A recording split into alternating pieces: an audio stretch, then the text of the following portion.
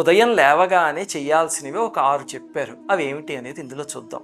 మొట్టమొదటిది ఏమిటంటే అసలు లేవడమే సూర్యోదయానికి ముందు లేవాలి అని చెప్పారు. ఇంకా రెండవది ఏమిటంటే నిద్ర లేవగానే కరావలోకనం అని చేయమన్నారు.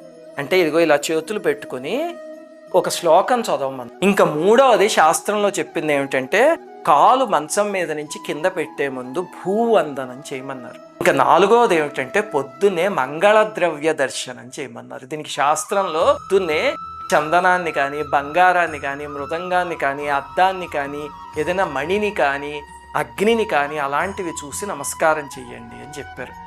ఇంకా ఐదవది శాస్త్రంలో చెప్పింది ఏమిటంటే మాతా పితృ గురుజన వందనం అన్నారు. దానికి అలాగే మీ పిల్లలకి అది నేర్పించండి. అందులో నామోషి ఏమీ లేదు. పిల్లలకి నమస్కారం చెయ్యండిరా తల్లిదండ్రులకి అని. అమ్మకి చేయమని నాన్న నేర్పించండి, నాన్నకి చేయమని అమ్మ నేర్పించాలి.